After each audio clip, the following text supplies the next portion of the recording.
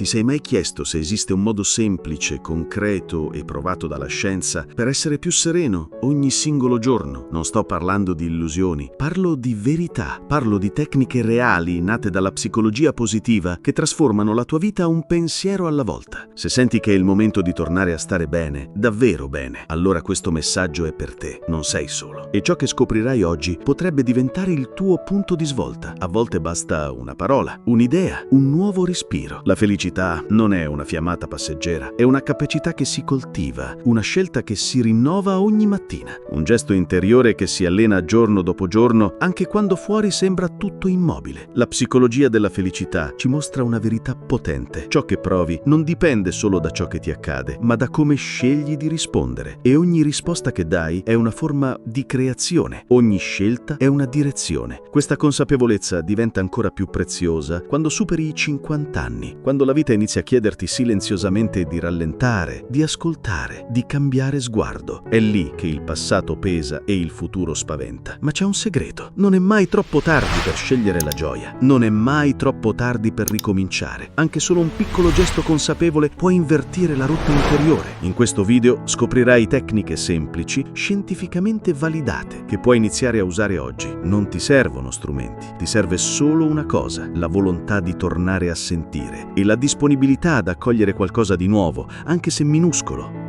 La prima tecnica è un balsamo per l'anima, la gratitudine, non quella automatica, recitata per dovere, ma quella che nasce da dentro, quella che ti fa fermare, respirare, sentire, quella che ti fa chiudere gli occhi e dire con sincerità grazie. Quando la pratichi con consapevolezza, la gratitudine non è un pensiero, è una vibrazione, è un ponte tra ciò che hai e ciò che riconosci. Uno studio della University of California lo conferma. Bastano 3 motivi di gratitudine al giorno, scritti per 2 settimane, e qualcosa dentro di te cambia. Dormi meglio, respiri più a fondo, il tuo umore si alleggerisce, il cuore si apre. È come se la vita stessa, riconosciuta, iniziasse a farsi sentire di nuovo. Anche i piccoli dettagli iniziano a brillare di luce propria. Esempio pratico: questa sera fermati, anche solo per 5 minuti. Spegni le distrazioni, prendi carta e penna e scrivi: oggi per cosa posso essere grato? Forse per il profumo del caffè, per quel silenzio che ti ha abbracciato stamattina, per uno sguardo gentile, per il fatto semplice e straordinario di essere ancora qui. E se vuoi andare oltre, prova a descrivere le emozioni che senti mentre scrivi. Anche un singolo sorriso può diventare memoria incisa nel cuore. Il cervello, per sopravvivere, cerca problemi, ma per vivere ha bisogno di nutrimento. La gratitudine è la palestra che allena la tua attenzione a vedere ciò che ti nutre, ciò che ti sostiene, ciò che ti salva silenziosamente ogni giorno. E col tempo ti accorgerai che il tuo sguardo cambia, come se indossassi nuove lenti, più gentili. E se ti sembra difficile all'inizio, se ti viene da pensare che non hai nulla per cui dire grazie, va bene così. Anche solo provarci è già un atto di amore verso te stesso. E l'amore, anche se incerto, è sempre un inizio, un seme.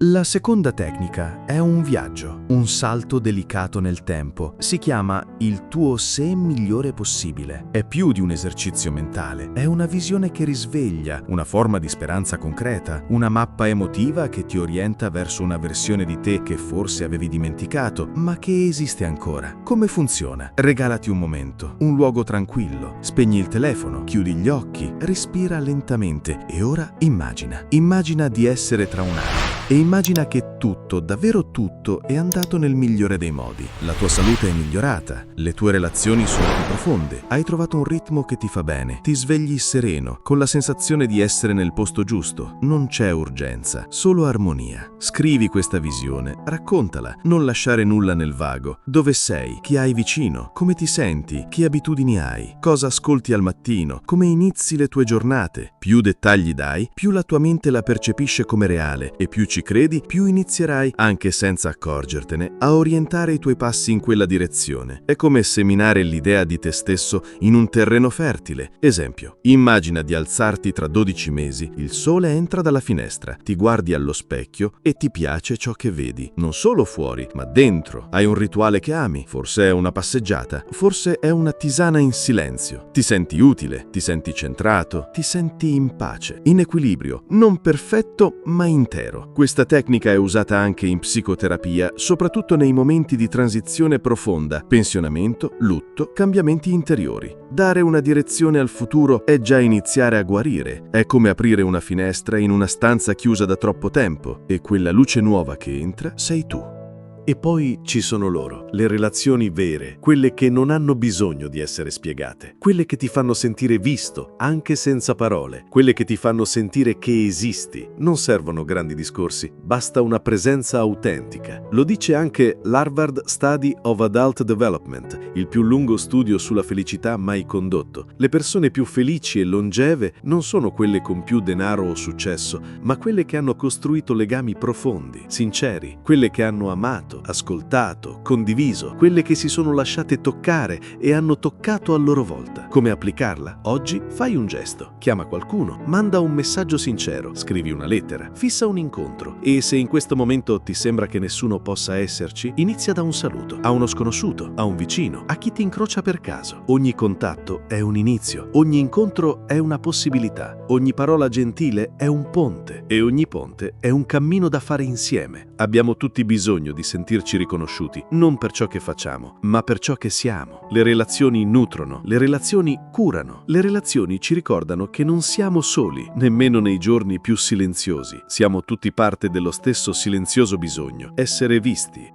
C'è un'altra tecnica, potente e spesso trascurata. Si chiama cura del dialogo interiore. È la qualità con cui ci parliamo. È la voce che ascolti, anche quando fuori c'è silenzio. È quel modo in cui ti dici ce la farò, oppure, senza accorgertene, non ne sono capace. Il dialogo interiore modella la nostra identità. Le parole che usi con te stesso diventano gli occhiali con cui guardi il mondo. E cambiare quelle parole, cambiare quel tono, cambia il modo in cui vivi ogni istante. Come funziona? Inizia ad ascoltarti, non con giudizio, ma con curiosità. Quando sbagli, come ti parli? Quando hai paura, cosa ti dici? Spesso il nostro linguaggio interiore è più duro di qualsiasi critica esterna, ma può diventare anche la tua più grande fonte di forza. Esercizio. Ogni sera scrivi una frase gentile per te stesso, solo una, ma che sia vera, che venga dal cuore. Può essere oggi ho fatto del mio meglio, oppure mi sto ascoltando e questo è già qualcosa. Questo semplice atto ripetuto crea nuove connessioni nel cervello, nutre, ripara, rinforza. La voce che usi con te stesso può essere un'ancora o una ferita. Impara a trasformarla in cura. Parla a te stesso come parleresti a qualcuno che ami, perché lo sei degno di parole buone. Un'altra pratica che può trasformare il modo in cui vivi ogni giornata si chiama lentezza intenzionale. Non è solo rallentare, è scegliere di essere presenti, di abitare ogni gesto, di dare valore al tempo anziché rincorrerlo. Viviamo in un mondo che corre, ma correre non significa vivere. E dopo i 50 qualcosa dentro comincia a sussurrare: basta velocità, inizia la presenza. La lentezza intenzionale è la capacità di rallentare con intenzione per ascoltare ciò che c'è, per assaporare, per capire. Come funziona? Prenditi ogni giorno uno spazio sacro, anche solo 10 minuti. Cammina senza meta, bevi una tisana senza fare altro, mangia lentamente, sentendo ogni sapore, respira e ascolta. L'obiettivo non è fare di meno, ma fare meglio, più profondamente. Benefici? La scienza ci dice che rallentare abbassa il cortisolo, migliora la memoria e rafforza il sistema immunitario. Ma c'è di più. Quando rallenti, senti di più e quando senti di più, comprendi. E quando comprendi, ti riconnetti a ciò che conta. Lentezza non è pigrizia, è potere, è leadership interiore, è dire io valgo abbastanza da meritare tempo, tempo vero, tempo mio. Tutte queste tecniche non sono magie, non sono mode, sono strumenti, sono possibilità e se le pratichi anche solo un po' ogni giorno ti cambiano, ti riportano a casa, ti restituiscono a te stesso, ti aiutano a guardare con occhi nuovi ciò che già possiedi. La felicità non è un premio per chi ha tutto, è un percorso, una decisione quotidiana, un sì sussurrato alla vita, un atto di presenza, una danza delicata tra ciò che senti e ciò che scegli. Se queste parole hanno toccato qualcosa dentro di te, iscriviti al canale. Qui trovi spazi di silenzio, parole che curano e piccoli grandi gesti per ritrovarti. Unisciti a chi, come te, ha scelto di vivere con più presenza. Scrivimi nei commenti quale tecnica ti chiama di più in questo momento, quale ti ha parlato più forte, cosa ti porti via da questo ascolto. Namaste, amici e amiche.